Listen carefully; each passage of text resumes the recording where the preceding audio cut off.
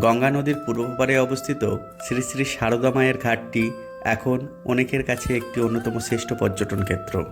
এখানে আসতে হলে চক্র রেলে চলে আসুন বাগবাজার রেলওয়ে স্টেশনে। আর বাগবাজার রেলওয়ে স্টেশনের কাছে একদিকে এই যে রেল লাইন দেখতে পাচ্ছেন, এই রেল লাইনের উল্টো দিকে বয়ে চলেছে পবিত্র গঙ্গা। আর তার পাশে সংস্কার করা হয়েছে বর্তমানে এই শ্বেত শুভ্র ঘাটটিকে।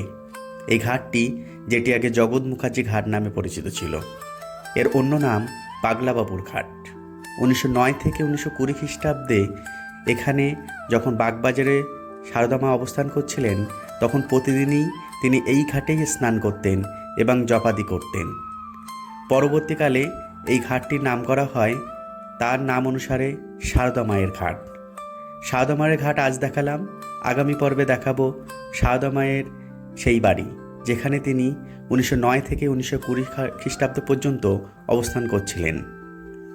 আর অবশ্যই এমন ধরনের ভিডিও দেখতে চ্যানেলটিকে সাবস্ক্রাইব করুন। ধন্যবাদ।